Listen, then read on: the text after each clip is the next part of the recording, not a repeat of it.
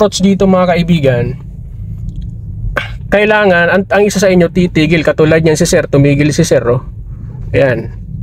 Ayan, kasi hindi kasya. Ayan. So, ganito lang mga kaibigan ang ginagawa sa masisikip na daan. Dahil katulad niya may space diyan tatabi yung mga kasalubong natin. Kung wala tayong matabihan dito sa part na to, sila yung dapat na tumigil.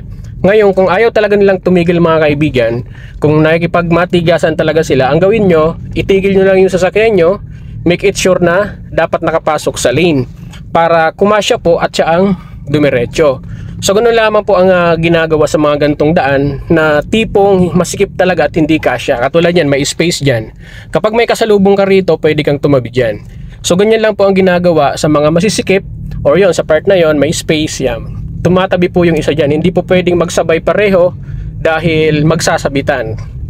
So yun lamang po ang ginagawa sa mga katulad nito masisikip. Huwag po kayong kakabahan, huwag po kayong magpapanik.